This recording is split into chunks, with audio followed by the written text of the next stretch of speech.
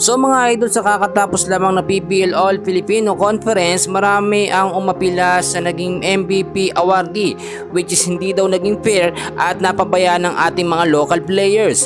And bago natin yan ipagpatuloy pag-usapan mga kaibigan, please huwag niyo munang kakalimutan na mag-like and subscribe sa ating channel. Maraming salamat po mga kaibigan. Given naman na okay lang na matalo ang Creamline Cool Smashers sa patas na laban kontra sa kupunan ng Petrogas Angels. Aminado tayo na malakas ang Petrogas at kinakailangan na lamang na bumawi next conference ng Creamline Cool Smashers. Ang hindi lamang po matanggap ng mga fans ng CCS ay yung hindi patas sa pagbibigay sa finals MVP awardee, which is sinasabi nga po ng ilan dapat pure Filipino or pure blooded Filipino ang makakuha po ng MVP award. Kung titignan nyo mga kaibigan, umapila na rin ang kampo nga po ng Petrogas Angels sa kanila naging MVP na si Brooke Bansikel.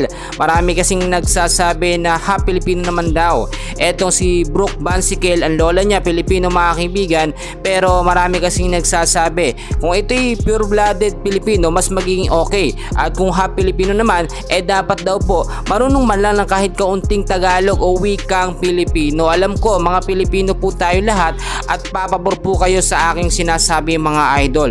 Ayon na rin po sa ilang mga updates mga kaibigan, ay aayusin na ng PBL Committee or PBL Commissioner mga kaibigan ang sistema sa mga susunod po na mga conference, which is priority at bibigyan ng mas mahabang oras or prioridad ang ating mga local player.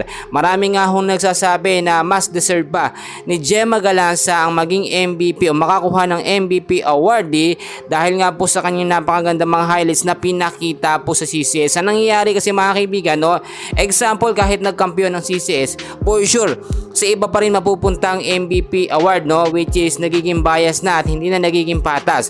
Buti na nga lang po tanalo ang Petrogas, meron silang reason na maging MVP ang kanilang mga import nga po na si Brooke Bansikel, kasama na din dyan si MJ Phillips. Bakit daw sinasabi natin na ito ay import kahit hindi naman import? Mga kaibigan, kung hindi nyo napapansin, sa ginanap po na nakaraan lamang na conference sa PBL Reinforced Conference mga idol, sila din hong ginamit na import ng Petrogas Angels. Ano yun? Dalawa sila. Pwede sila sa All Filipino Conference, pwede rin sa Reinforced Conference na meron po mga import.